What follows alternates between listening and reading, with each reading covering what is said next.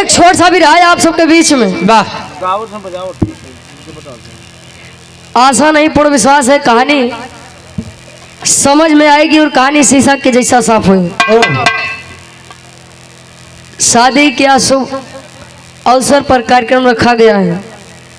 आज के समय में शादी तो बड़े आसानी से हो जाते हैं, बस दिक्कत कतो होते जहाँ ये डीजे साउंड लेन देन के ज्यादा दिक्कत हो जाते हैं। अब पहले के समय में शादी हो तब बिना तेगा तलवार चलाए कोनो शादी पूरे न हो। पता लगे बियाह होत बा दुल्हनी के ऊपर राजा के मन ईमान डोल गया तो दूल्हा बेचारा मंडपे में कमजोर रहा तो चला जाए, दुल्हन लेके चला जाए। एक छोट सा भी रहा महाभारत से। महाभारत से आप लोग ढेरों प्रसंग सुने हो बा और कोशिश करब कि आप सबके बीच में कोनो नया प्रसंग देखे। दानी कर्ण की गाथा सब गाते हैं। अब आज उनका शादी हो जाए। एक छोट सा भी रहा दानी कर्ण के बारे में। अब गुरुजी तनी भाव बने के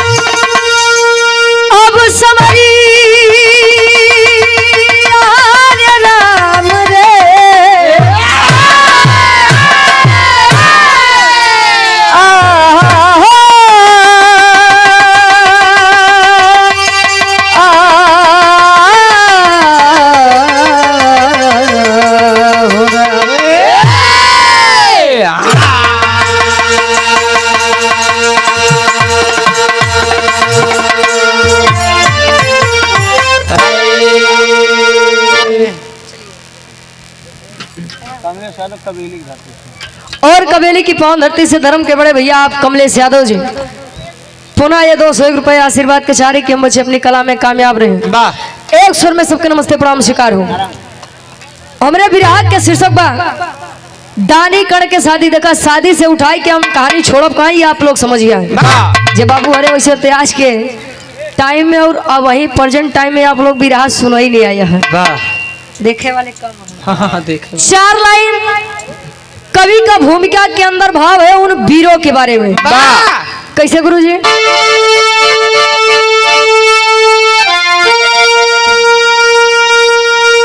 अब गुरुजी 4 लाइन भूमिका के अंदर कैसे?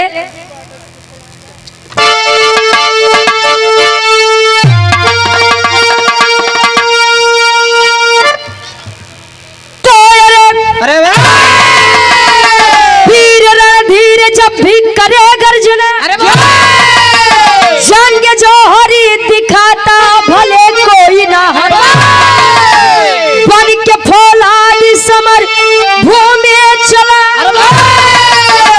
युद्ध छोड़ के गीदड़ हो जाते हुए बाहर। महाभारत से एक नाम ऐसा रहा कर्णवीर के साथ अरे दानी भी था मान सम्मान के संग वचन भी निभाता साहसी बलशाली और शाली भी था।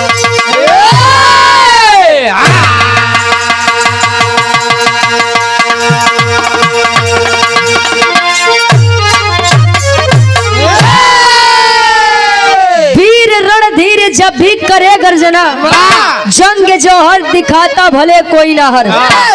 कहा जाता है वीर एक ऐसे महापुरुष महान योद्धा होते हैं। और एक बात जान लीजिए कि इतिहास सदैव बगावत करने वालों का गाया जाता है। अब आज के समय में तो कुछ जने ऐसा खाए पिए बस हम संतन से का पड़ी, हमके खाए के मिलत बा पिए के मिलत, आप देश दुनिया में का होत बा हमसे का मतलब। और जिस दिन समाज की या सोच बदल जाएगी, शायद भारत देश की स्थिति और दशा चेंज हो जाएगी, बदल जाएगी। महाभारत में वीर कर्ण को लोग, आप लोग जाना था कि पूरे महाभारत में कर्ण से बड़ा कोनो योद्धा ही नहीं रहा, लेकिन महाभारत में और लोग बताते हैं, भगवान कन्हैया ने भी बताया है कि आपका सबसे बड़ा पाप, सबसे बड़ा गुनाह यह था कि आप द्रौपदी के साथ हो रहे अत्याचार अन्याय पर आप खामोश रह गए, यही आपका कसूर था।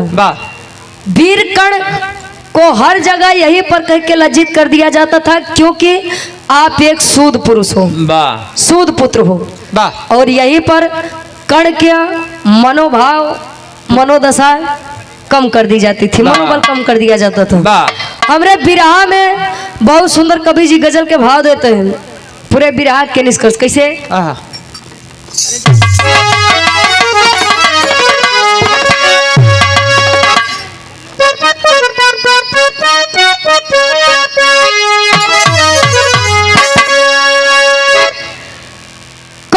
कोनो लड़की से कहे,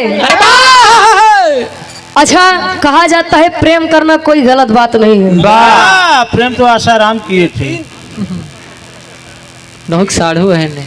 प्रेम करना कोई गलत बात नहीं है, लेकिन प्रेम पाक और पवित्र होना चाहिए, गंदगी ना हो। लेकिन आज के समय में तो देखा था शादी ब्याह हो जात बा, उम्र 40 साल 45 साल के बाद तब वो प्रेमी के चक्कर में बेचारे पति के हत्या कर देते हैं। ज्यादा दूर न जाए, अपने सुल्तानपुर चांदा के धरती पे कांड भर रहा। कोनो लड़का कोनो लड़की से कहे का,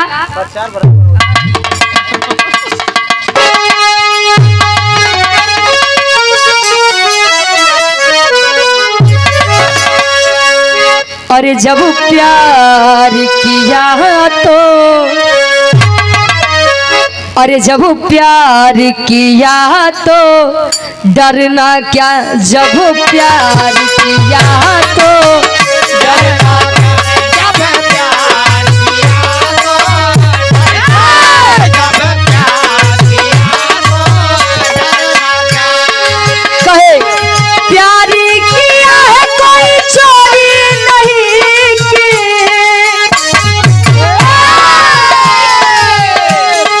प्यार किया है कोई चोरी नहीं, छुप छुप के आया है भरना क्या रे, जब प्यार किया तो डरना क्या, जब प्यार किया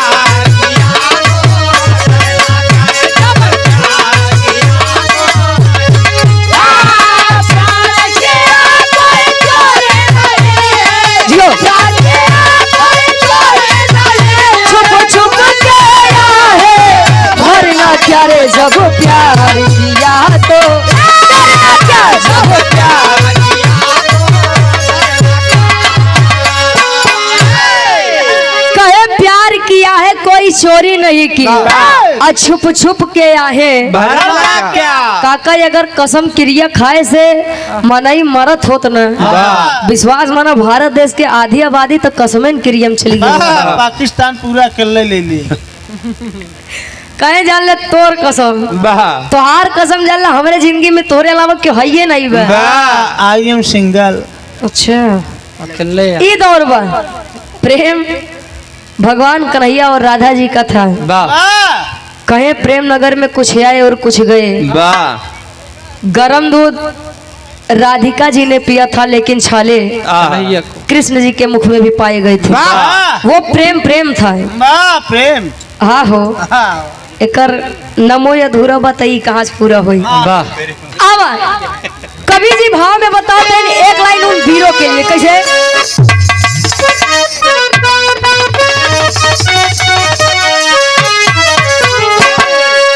अरे तब वीर चुनौती, अरे वीर चुनौती सहत नहीं, अरे वीर चुनौती सहत नहीं,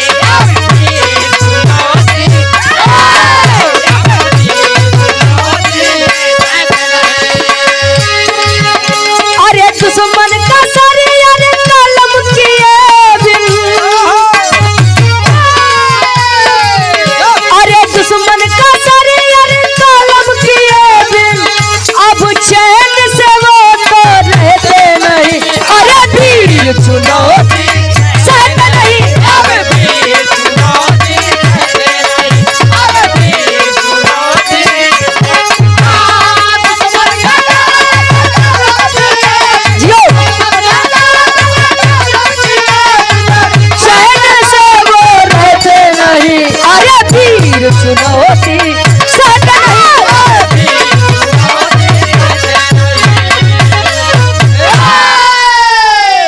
कहे दुश्मन का सर कलम किए बिन चैन से वो तो रहते नहीं। अरे वीर चुनौती सहते नहीं। वीर सदैव सामने से वार करते हैं। आप लोग जाना था महाभारत में जब कर्ण और अर्जुन जी में युद्ध हुआ था और कर्ण जी ने एक प्रतिज्ञा की थी कि मैं इस पूरे महाभारत में किसी भी निहत्थे यानी जो बिना शस्त्र के होगा मैं उस पर बाण नहीं चलाऊंगा। लेकिन जब वह यज्ञ का पहिया फंसा रथ का कर्ण जी गए चक्का निकालने के लिए, पहिया निकालने के लिए और पीछे से वार किया गया था उन पर। ए भैया, इसीलिए कहा जाता है कि वीर सदैव सामने से वार करते हैं ना कि पीछे से।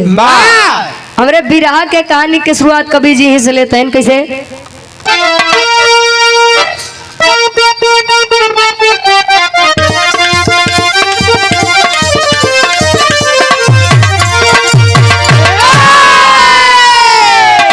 अरे तो चित्रवत राजा की बताती हूँ दस्तान सही, असौरी बिटिया पद्मावती की बखान सही।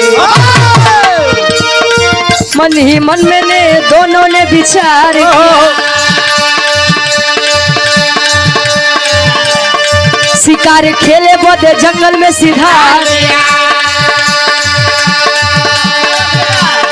घटी एक घटना दुश्मन चारों ओर से घेर लिया। आया है भीड़ कण तनिक भी न देर किया। जान बचाया कर्ण लड़ते रे लड़ाई, जान बचाया कर्ण लड़ते लड़ाई है, जान बचाया कर्ण लड़ते लड़ाई है। पीछे से वार देखो सिर पे तब आई।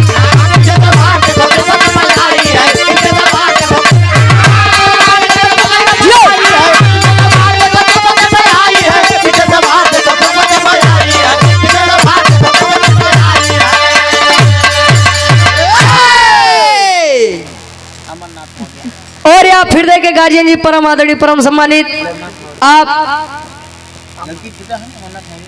अमर नारायण मौर्य जी, लड़की के आप पूजनीय पिताजी ना। गार्जियन जी के द्वारा ये 500 रुपए आशीर्वाद के चारी कीमत से अपनी कला में कामयाब रहे। कहानी के तनी ध्यान से सुनिए। चित्रवत राजा के एक बिटिया जेकर नाम असावरी बताया गया। असावरी देखने में बहुत ही खूबसूरत, सुंदर, सुशील और सभ्य थी। जैसे रसगुल्ला रसगुल्ला करिए हो। ए भैया नहीं, कई प्रकार के रसगुल्ला होते हैं। एक ठे वह गोरका टहरा पियरकौर होता। असावरी के साथ एक दासी रहती थी जिसका नाम पद्मावती बताया गया। और पद्मावती असावरी में इतनी बनती कि लगवा न करे कि वो दासी है, वो महारानी है। धीरे धीरे समय बीता। एक दिन असावरी और पद्मावती के मन में एक विचार आया है। असावरी कहे कि राज दरबार महल में बैठे बैठे बड़ा जी उबत बा, हमार मना जावा चलत तई जंगल में, तनी जंगल में शिकार किया जाए और थोड़ा सा मनोरंजन भी हो जाए। अब भाई राजा चित्रवत थे, राजा थे और दूसरी बात उनके पास इतनी सुंदर लड़की भी थी, तो जाहिर सी बात है दुश्मन तो होंगे ही। आज तो देखा था आज के समय में लोग 2-4 बिटिया रखत है। जे करे घरे बिटिया है उनका नहीं दिक्कत बा, लेकिन पड़ोसी के बड़ी दिक्कत रहा यार। 4-4 बिटिया बा, बढ़िया से खाऊ लेते हैं और गदेलन के कोनो कमी नहीं बा। ये है आज के समय में लोगों की मानसिकता है। लोग जानते हैं कि आखिरी के समय में लोग हमारे अपने ही हमको जला देंगे, लेकिन जीवित रहने पर भी लोग इंसान को ही देखकर जलता है। बारे मानो की फितरत, बारे मानो। ए भैया, जब जंगल में गई दोनों शिकार करने के लिए, तब दुश्मन चारों तरफ से घेर लिए और वारे से वीर कर्ण जब जा रहे थे उन्होंने देखा कि अरे 2 लड़की, लड़की 2 लड़की है और दोनों के पास इतने सारे सैनिक, क्या बात है। जब आए वीर कर्ण देखे युद्ध किए, पराजित किए और यार युद्ध करते हैं। वाह तब तक एक सैनिक पीछे से वीर कर्ण के सर पर वार करता है। वार किया, असावरी और पद्मावती वाह पीछे से पकड़ते ही अपने जंघे पर दोनों लोग कर्ण का सर रख के वाह उसी जंगल में बैठी हैं। आय हाय धीरे धीरे समय बीता, जब वीर कर्ण को होश आया, वाह कर्ण को जब होश आया तो उन्होंने देखा, अरे आहा अभी तुम दोनों यहाँ से गई नहीं। ओहो कहीं कि अरे राजा, राजा हो। वो राजा नहीं यार, मतलब वो देखने में एक राजा की तरह लग रहे थे। वाह कहे, अरे आपने हम लोगों की रक्षा की और आपको हम लोग ऐसे छोड़कर थोड़ी जा सकते हैं। हमारा मानिए, आइए हमारे राज दरबार चलिए। वाह हाँ वहीं चलिए आप। राज दरबार में जब अपने पिता के सामने आई, पिता जब असावरी को देखे, बेटी हाँ ये कौन है? ये कौन है? वाह तब असावरी इतनी पतिया सुन के सारी घटना बताया, तब ले कहे आप दोनों अंदर जाइए, मैं आपके पिताजी से वार्तालाप करता हूँ, आप लोग जाइए। वाह तब वीर कर्ण बतावे कैसे, एक लाइन गीत लगत बा।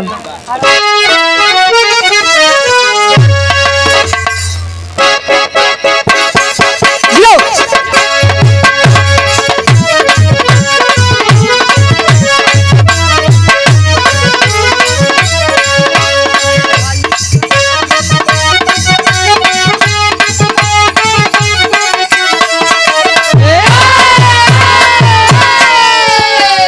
और आप सम्मानित हृदय के गार्जियन जी, जो कि परिचय के मोहताज नहीं है, आप राम मूर्ति मौर्य जी और आयु से 100 रुपए आशीर्वाद के चाह रही है।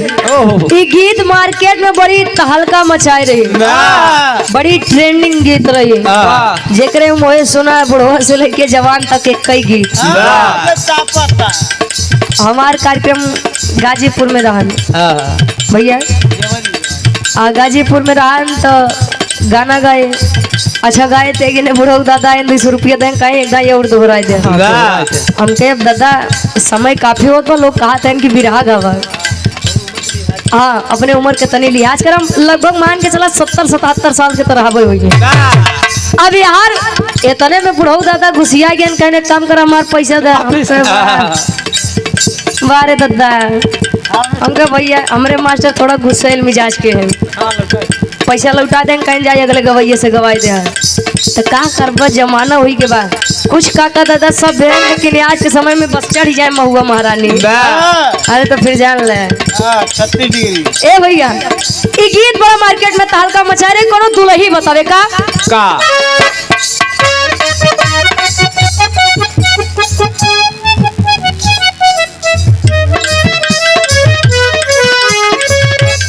और आप सम्मानित हृदय के गार्जियन जी, आप रामगति यादव जी, दादाजी के द्वारा 100 रुपए आशीर्वाद के चाह रही हूँ। दुल्ही बतावे, अरे हाली का कहीं पियावा के बिन चलुए इन जन चापता।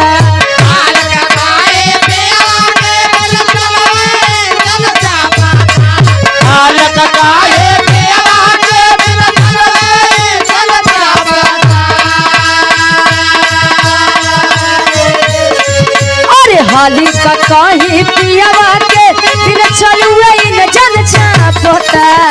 नया नया ड्राइवर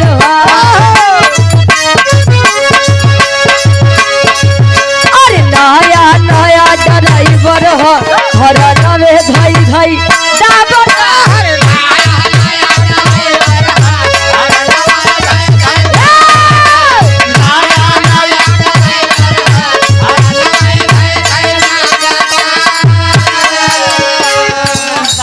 लेकिन ध्यान देंगे बिरहा पे, कर्णवीर राजा चित्रवत यानी असावरी के पूजनीय पिताजी से बतावत है इनका।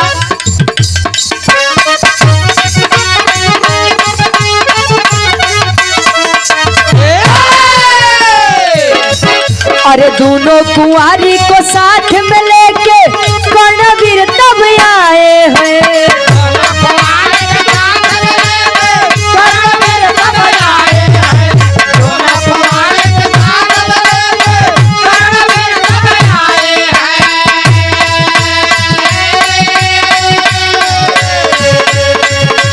दोनों कुंवारी को साथ में लेके कर्णवीर जंगल वाली हाल सब, अरे जंगल वाली हाल सब बेहाल होई के बताए है। जंगल वाली हाल सब बेहाल होई के बताए हैं। जंगल वाली हाल सब बेहाल होई के बताए हैं। और आप हृदय के गार्जियन जी, आप सम्मानित रामचंद्र मौर्य जी और आई से 200 रुपये आशीर्वाद के चारी कि हम बच्चे अपनी कला में कामयाब रहे। दानी कर्ण बताए कि राजा ये आपकी बच्चियां अब सयान हो चुकी हैं और अकेले इन्हें कहीं जाने हैं। और जब जाना था कि इतना तोहार लोग के दुश्मन है ये, तो का जरूरत बा इनका लोग कहीं अकेले भेजे की। कहीं कहाँ मिली ये दोनों आपको? कहीं जंगल में गई थी, कुछ सिपाही आके घेरे हुए थे, सैनिक घेरे हुए थे, मैंने आकर उनको छुड़वाया। और जब इतनी बतिया सुने कहें अरे बेटा तुमने मेरी बच्ची की जान बचा के मुझ पर बहुत बड़ा उपकार किया है। बताओ ये आपको क्या चाहिए? रुपया पैसा धन दौलत का चाहिए बतावा, हम तोरे नाम में अपना आधा साम्राज्य कह दे। क्या चाहिए आपको? इतनी बतिया जब वीर कर्ण सुने कहे कि हम धन दौलत महाराज का करब, कहे तब ले निगाह दौड़ाए असावरी के तरफ। असावरी के तरफ देखे तो असावरी उनको पहले नजर में ही भाग गई थी। पहला प्यार हो गया था, मतलब प्रेम हो गया था। कहे क्या चाहिए बताइए? कहे हमका रुपया पैसा राजा कुछ न चाहिए। कोई चीज चाहे? कहे क्या? कहे मैं चाहता हूँ कि आप अपनी बेटी असावरी की शादी मुझसे कर दीजिए। अब अगली बेचारी खड़ी व पद्मावती यार देखत बा, तब ले असावरी कहे हाँ मैं इनसे सूद पुत्र से शादी करब। इतना हमारे दिन गिरा हो गया। इतनी बतिया जब राजा चित्रवत सुने तो पूरे सभा में धिक्कार रहे हैं। अरे तुम्हारी इतनी मजाल, तेरी है औकात? मेरे ही राज दरबार में मेरे ही सामने मेरी ही पुत्री का हाथ मांगता है? भाग जाना चाहिए। अरे तुम एक सूद पुरुष हो, सूद पुत्र हो। अरे तुम्हारी क्या औकात है कि तुम मेरे बेटी से शादी कर लो? जब पूरे सभा में फिर से कर्ण का अपमान हुआ, सोचिए वो वीर थे और पूरे महाभारत में उनसे बड़ा कोई वीर नहीं था, लेकिन हर जगह से बेचारे ये बात सुन के दुखित हो जाए कि वो एक सूद पुरुष थे, सूद पुत्र थे। इतनी बात सुने अपमानित हुए, दरबार छोड़ के अपने राज्य वापस आ गए। अब धीरे धीरे समय बीता तो राजा चित्रवत अपने बिटिया बड़े स्वयंवर रखा था। स्वयंवर कैसे? एक लाइन गीत लागत बा।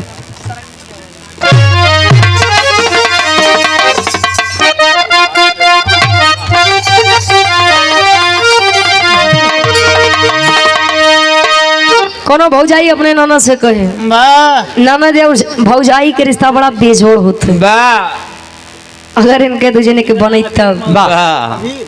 लेकिन अपने जिला जवार के नाम रोशन कर, अपने माई बाबू के नाम रोशन कर। कोनो भौजाई अपने नाना से पूछे कैसे?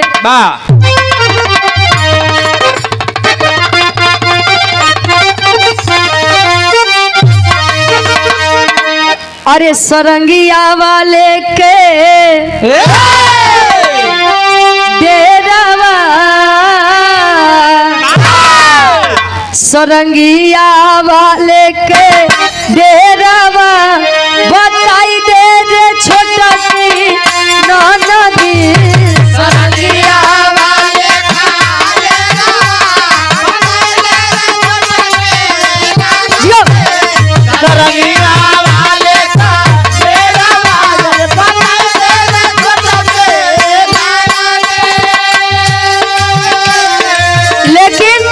राजा चितवत करत इनका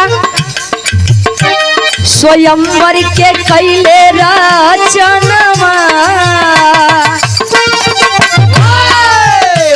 स्वयंवर के कैले रचनवा सजनवा खातिर बिटिया के, स्वयंवर के कैले रचनवा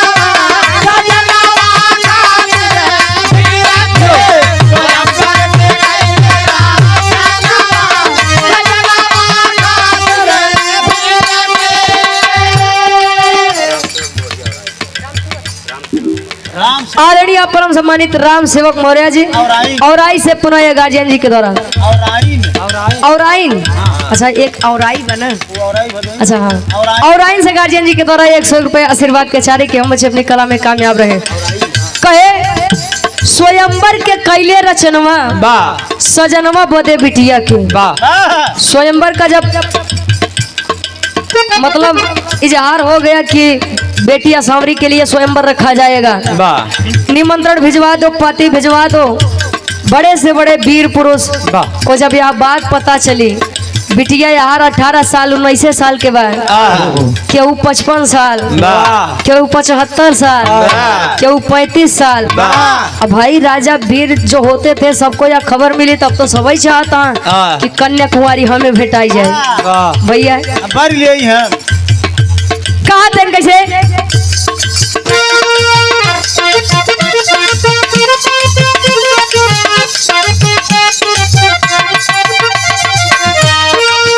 बड़े बड़े वीर योद्धा दुआरा पे तब आए हो, दुआरा पे तब आए हो भैया, दुआरा पे तब आए हो, दुआरा पे तब आए हो भैया, दुआरा पे तब आए हो।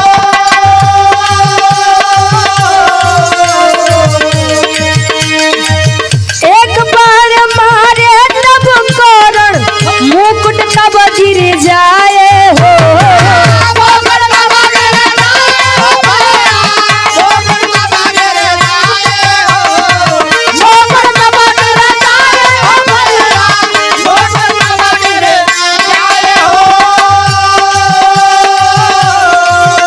अरे शर्म से झुक गया राजनवा, शर्म से झुक गया राजनवा सजनवा बोले बिटिया के,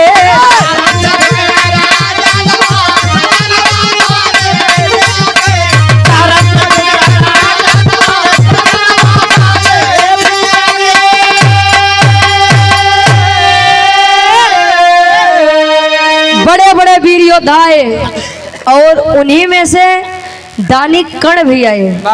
ये देखे बदे कि आखिर हमें ठुकराई के देखा या सांवरी के बियाह कैसे करते हैं। देख ले आए बड़े बड़े वीर योद्धा बैठे हैं और कुर्सी लगी है, सिंहासन लगा हुआ है और वही बिचवाई में कर्ण भी बैठे हैं। जब कर्ण जी का देखें राजा चितवत कहे नहीं मानी ने, अब एक का हम हटाई के धुतकार के यहाँ से भेज दिए रहे, भाग जा यहाँ से, हटो चलो। मैंने हटा दिया था इसको लेकिन फिर भी यह नहीं माना। आज तेनकर घमंड टूटे बड़का वीर बना था, देखा था कितना बड़ा वीर है। जाओ निकल जाओ यहाँ से। अब यार सभी अपना अपना जोर आजमा रहे हैं कि हमसे बड़ा वीर है क्यों नहीं वह, तब ले वीर कर्ण एक बाण चलाए, राजा जितना बैठा है हमार मुकुट उकुट लगाई के बैठा है गुरुजी, मुकुट लगाई के बैठा है ना, एक ही बाण कर्ण जब चलाए एक बाण में जितने राजा बैठे थे सभी के सभी नतमस्तक हो गए। नतमस्तक का मतलब जितना जने मुकुट पहने रहे कुल बाण एक ही बाण कुल जने के मुकुट नीचे कह दे। निहुर गए सर। आज जब इतनी बतिया राजा चितवत सिंहासन पे बैठा देखते हैं, शर्म आ रही है, लज्जा हो रहे हैं कि अरे यार मैंने जिसे अपने दरबार से डांट करके भगाया था आज वही इनमें सबसे बड़ा बलशाली और वीर पुरुष है। अब इतनी बतिया जब देखी असवरी कहीं अरे लागत लग जाए मुआना माने नहीं है कहे लागत भाई मानी ना जे के हमारे बाबू डांट के भेजे ना, हम खुद धिक्कार दे कि हम तोरे जैसा लड़किया से शादी न करब। आज हमारे बाबू के कहाई के चक्कर में लागत भाई ऐसी शादी कर। लेकिन एक बात जान लीजिए, दानी तो थे ही, वीर थे भी, लेकिन उनके अंदर एक और खासियत थी। कौन खासियत कभी जी टेरी के भाव में बताते हैं।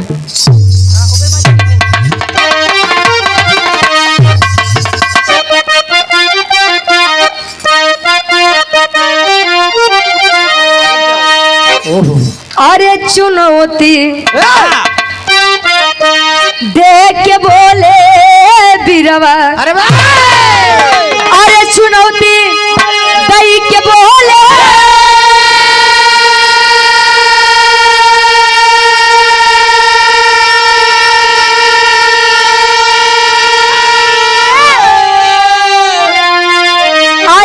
सुनौती देख के बोले बिरवा तो जबरन ब्याह न करबे तहजीब मिली बपौती अरे बपौती अरे बपौती।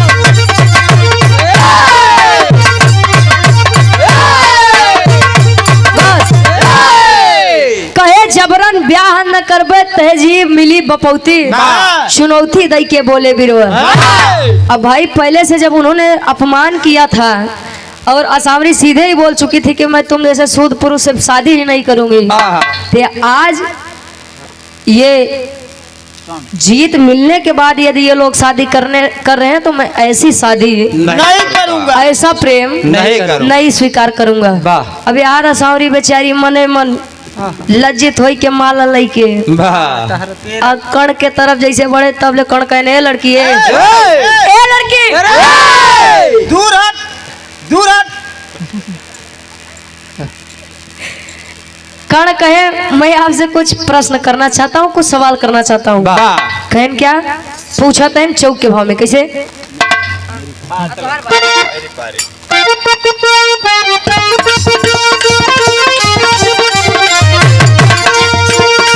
माला लेके चली असावरी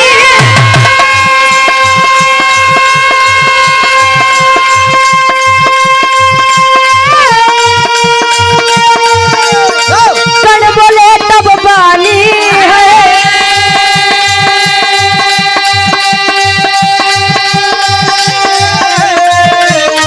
मर्जी से यदि माला डाल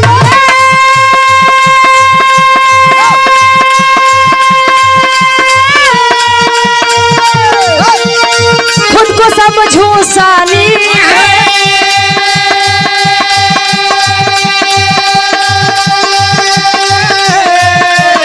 शादी की तू की हार से हो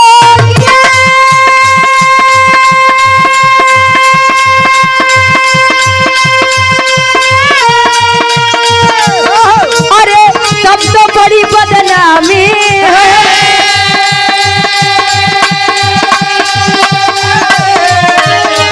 अरे हमको तुमसे प्यार नहीं है हमको तुमसे प्यार नहीं है तुमको हमको न जान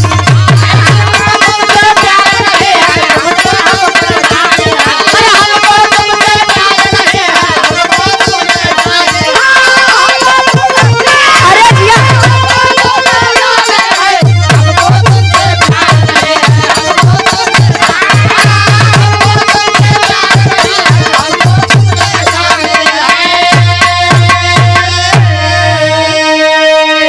माला लेके चली असावरी। असावरी जब माला लेके बीरकर्ण की तरफ जाती है, आखिर पिता ने कह दिया था, बात के पक्की जुबान थी कि मेरी बेटी को यहाँ से वही लेके जाएगा जो सबसे बड़ा वीर इस पूरे राज दरबार में होगा। और इतनी बतिया सुन के समझ के असावरी जा रही है, तब ले बीरकर्ण कहे लड़की ए लड़की प्रश्न मेरा तुझसे यह है कि क्या तू सच में मुझसे शादी करना चाहती है या अपने पिता की हार से शादी करना चाहती है? इतनी बतिया सावरी पिता कहती लखे कण कहती लखे कहे तो उसी के शादी करे चाह दो। वो तो हमारे बाबू अपने बात के कहे अनुसार हार गए और मैं अपने पिता के सम्मान में आपके गले में यह माला डाले चल रही हूँ। इतनी बतिया वीर कण सुने कहे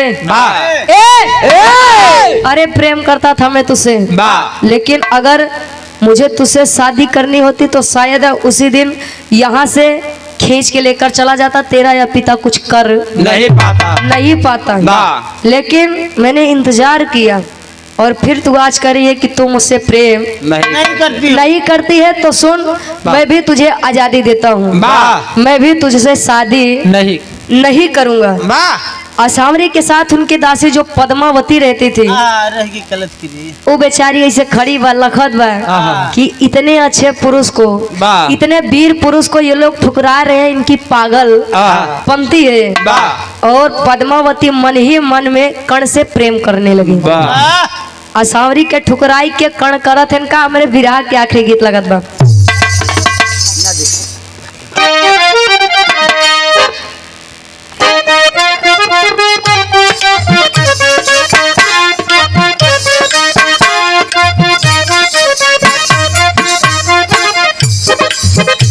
ये गीत मार्केट में बड़ी तहलका मचा रही। वाह गवैया गए वाह तनिका गौर से देखा आइए का आइए ड्रोन भागो भागो अरे हाँ का चाहत आगे बैठा उन्होंने भाग गए। अब वो चोर वाली आदत है वो जौन उड़त रहा गायब हो गया। ई काम वाला चीज बा कहे तनिका गौर से देखा बदल गई स्टाइल रे दैया हाँ स्टाइल रे दैया बेलना पकड़े वाले हाथन में मोबाइल रे दैया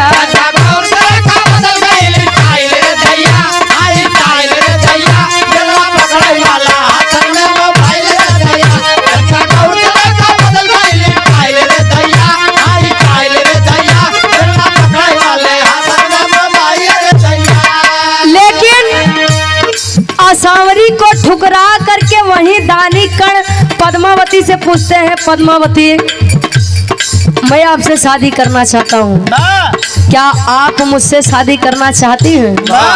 अरे बाप रे पद्मावती जब इतनी बतिया सुना कहा अरे हम तो यही चाहत रहे आई एल यू सम्मानित और पूरा हृदय के गार्जियन जी जो की लगातार सम्मान कर रहे हैं पवन कुमार यादव जी अच्छा सॉरी पवन कुमार मौर्य जी ये गार्जियन जी के द्वारा 100 रुपए आशीर्वाद के चारी और ये 100 रुपए सभाजीत मौर्य जी और आइन से ये 100 रुपए आशीर्वाद के चाह रहे हैं।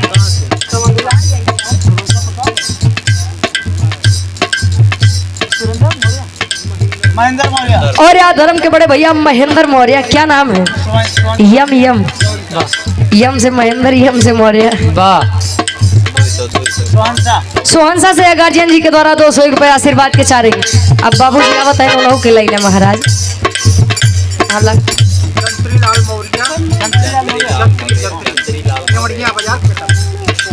जंत्रीलाल मौर्य नेवड़िया बाजार खेतापुर जंत्रीलाल मौर्य आदरणीय परम सम्मानित जंत्रीलाल मौर्य जी नेवड़िया बाजार खेतापुर से यही 51 रुपए आशीर्वाद के चारे कहे। और जब पद्मावती इतनी बतिया सुने कहे अरे हम यही चाहत रहे तो हमें अपन दुल्हन बनाई ले वही वरमाला लेके पद्मावती कण के बीच प्रेम प्रसंग हुआ और शादी हुई कैसे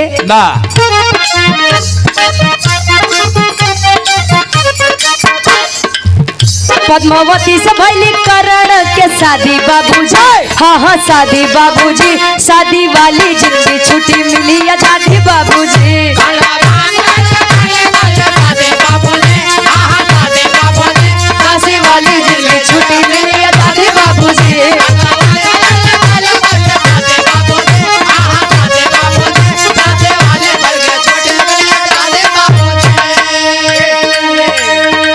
आप सम्मानित हृदय के गार्जियन जी आप श्री राकेश तिवारी जी प्रधान बहुर अध्यक्ष प्रधान संघ बदलापुर से 500 रुपए आशीर्वाद के चाह रही। पद्मावती ग्राम रोजगार सेवक संतोष मौर्य आदरणीय आप परम सम्मानित ग्राम रोजगार से आप ग्राम रोजगार सेवक संतोष मौर्य जी सेतापुर से आप गार्जियन जी के द्वारा ये 100 रुपए अवनीश मौर्य बीडीसी सेतापुर से गार्जियन जी के द्वारा 100 रुपए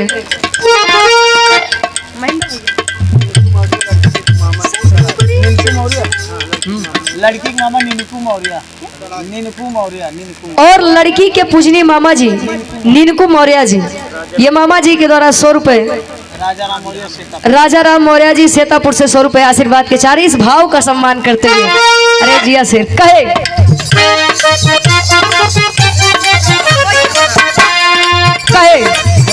पद्मावती से भैली करण के शादी बाबूजी हाँ हाँ शादी बाबूजी दासी वाली जिंदगी छुट्टी मिली आजादी बाबूजी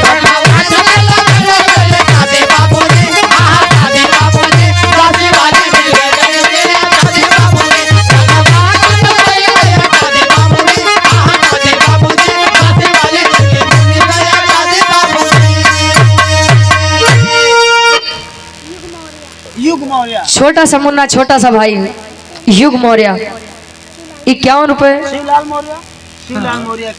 शिवलाल मौर्य 51 रुपए और छोटी सी परी छोटी सी बच्ची आशीर्वाद चारे के बच्चे अपनी कला में कामयाब रहे, पढ़ लिख के अपने जिला जवार के नाम रोशन करा।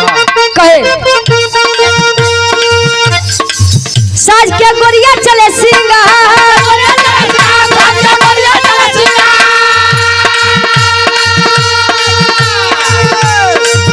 पत्नी पत्नी के बाद ही कहा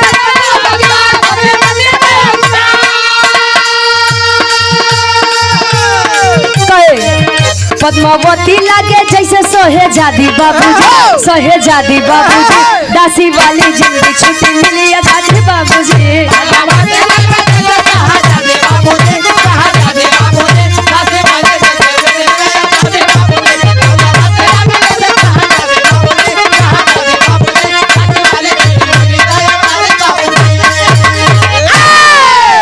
साज के गोरिया चले सिंगार, पत्नी पत्नी के अधिकार, और पद्मावती लागे जैसे सहेजादी बाबूजी।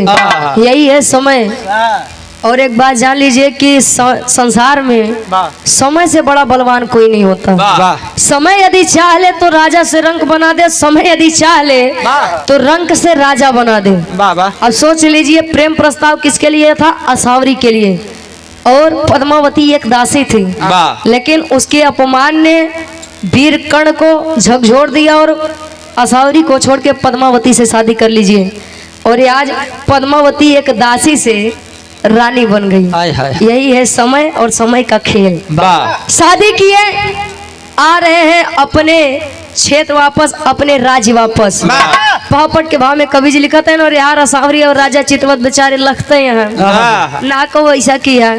इतना बढ़िया वीर पुरुष मिलत रान हमरे बिटिया के, हमारो दिन मोटान रान हमरे बिटिया। ए भैया पापट के भाव में कवि जी लिखते हैं कैसे? और आदरणीय आप मौर्य टेंट महुली जो यहाँ लगा हुआ है, 101 रुपए। अरे यहाँ नहीं, यहाँ लगा है। हाँ बगल बगल का करबा। ए भैया माई भगवती आपके काम में दिन दुना रात चौगुना तरक्की दे। तो रोज ऐसे खड़ा रहे क्या टेंट यार, पूरा बोला करे यार। ए भैया पापट के भाव में कवि जी लिखते हैं कैसे?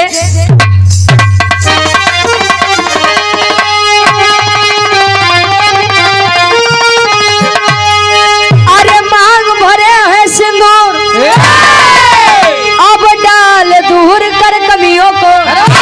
अरे मांग भरे हैं डाल के सिंदूर दूर कर कमियों को, तो बनी है दुल्हन पद्मावती मजबूर दूर कर कमियों को।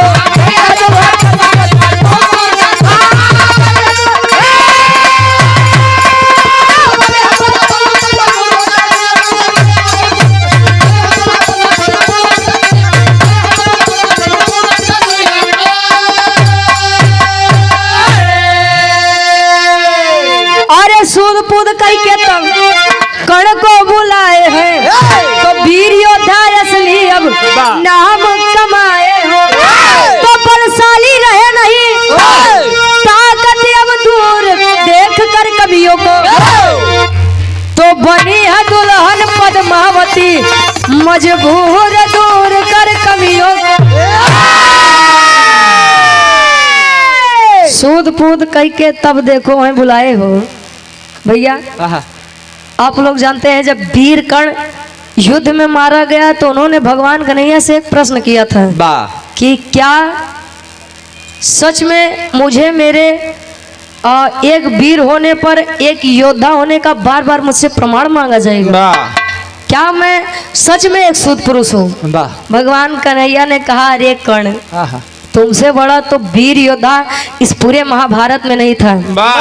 युद्ध के पहले ही तुम्हारा सुरक्षा कवच कुंडल तुमसे मांग लिया गया था, और तुम्हें पराजित करने के लिए अर्जुन का सारथी स्वयं मैं बना था।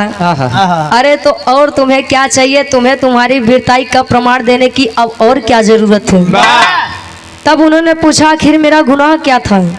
कहा, गुनाह तुम्हारा कोई नहीं था, लेकिन तुम गलत जगह पे चुप रह गए, यही तुम्हारा सबसे बड़ा गुनाह था। ए भैया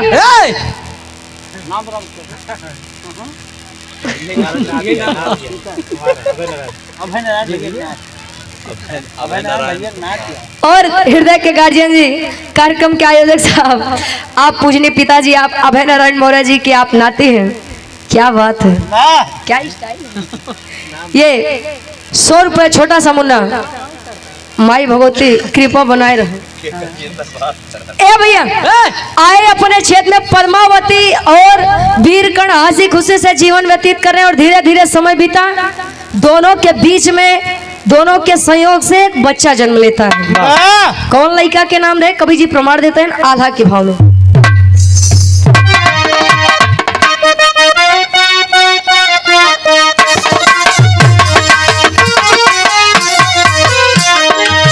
खुशी खुशी दिनावा बितावे दोनों लोग,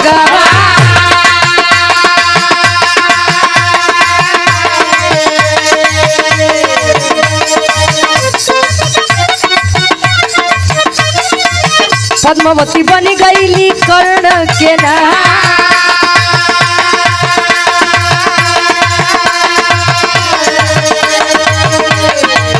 कुछ दिन बीता पैदा भइले एक ललना,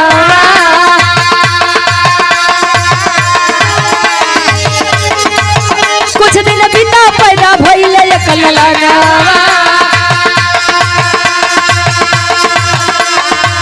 वृष के तुनावा पड़ल बरिया,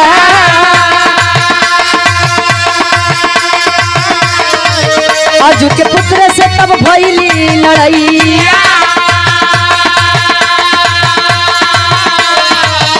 अरे अर्जुन के पुत्र से हो भइली लड़ाई।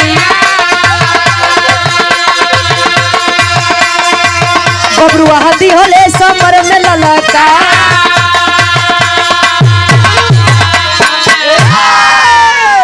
धीरे धीरे समय बीता। पद्मावती और कर्ण के बीच एक बच्चे का जन्म होता है जिसका नाम वृषकेतु बताया गया।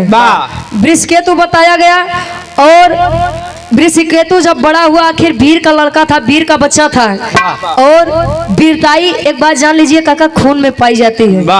अगर केहू चाहे कि वीरताई बगावत करे के हिम्मत जाए के दुकानदारी से खरीद लिया वो किराना के, तो का दुकानदारी पे खरीदे वीरताई मिलत है? नहीं मिलती।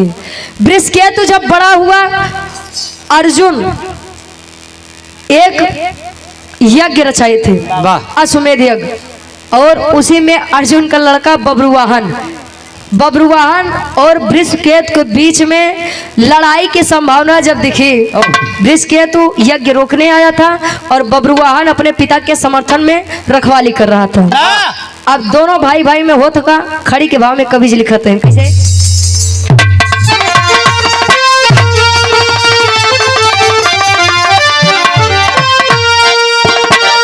वृषकेतु बब्रुवाहन में अब लड़ाई भइले।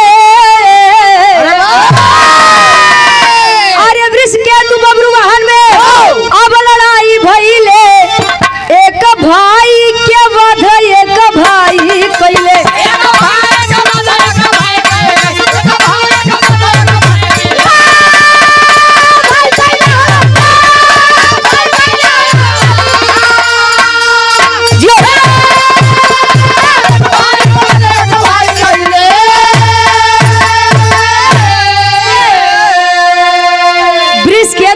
बब्रुवाहन में लड़ाई भइले, एक भाई के वध एक भाई कैले।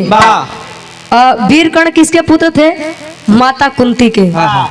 और पांडव किन के पुत्र थे? माता कुंती के। बस कर्ण का जन्म शादी के पहले हुआ था। का भोया हम ही चौका देते हैं। और उन्हें माता कुंती ने अपना नाम, अपना अंश देने के लिए मना कर दिया था। और धीरे धीरे समय बीता, पांडव के भाई ही कहलाएंगे वीरकर्ण। और वीरकर्ण के बेटे थे वृषकेतु, और बब्रुवाहन किनके पुत्र थे? अर्जुन के। तो दोनों हुए क्या? भाई भाई। एक भाई के वध एक भाई कैले। अपने बाबू के रक्षा करे बदे वो यार खड़ा है, तेगा तलवार ले वो अपने पिताजी की आज्ञा माने बदे खड़ा है। भैया जब आखिरी के महाभारत के युद्ध में पता चला कि नहीं, अर्जुन के भाई यानी पांडव के बड़े भाई कर्ण है, तब वृषकेतु को उन्होंने अपना नाम दिया था उनके मृत्यु के बाद। और बब्रुवाहन वृषकेतु में जब लड़ाई हुई तो वृषकेतु मारा गया था। लेकिन जब ये खबर लगी तब अर्जुन जी ने किया क्या, आखिरी भाव में कवि जी प्रमाण देते हैं। अरे मारा गईले समर में वृषकेतु बलवान हो, उलूपी नाग माड़ी से वापस कैली जान।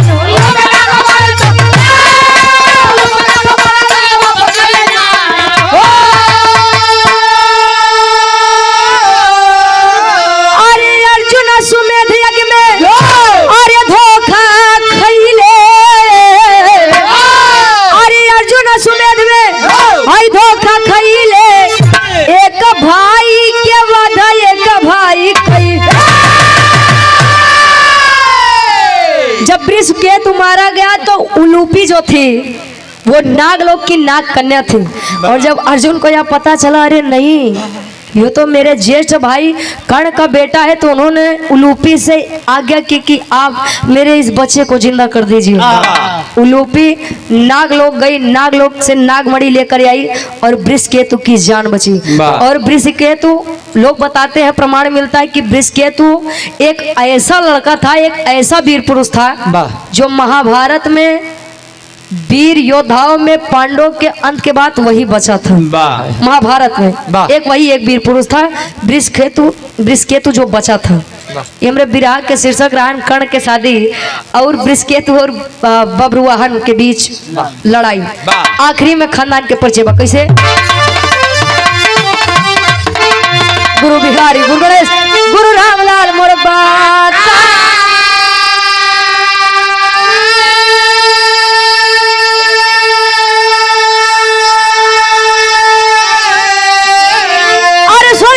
कवि चंद्रिका बच्चन का विजय पताका हो।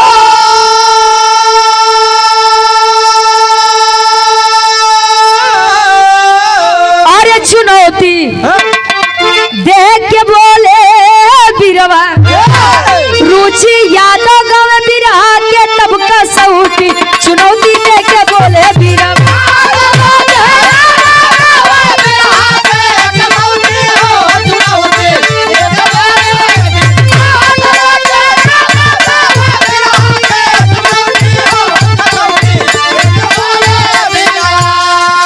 ध्यान देंगे इस लाइन पर काहे गावत नहीं। देख तेरे संसार की हालत, देख तेरे संसार की हालत, क्या हो गई भगवान, कितना बदल गया इंसान, कितना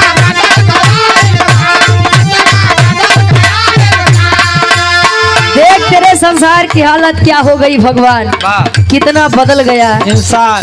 एक कर्ण थे जो अपने मित्रता के लिए अपने भाइयों तक को नहीं छोड़े थे, अपने मान मर्यादा के लिए, अपनी बात के लिए अपने भाइयों की तरफ नहीं गए। लेकिन आज के समय में भाई भाई का नहीं होता ऐसा। सूरज न बदला, चांद न बदला,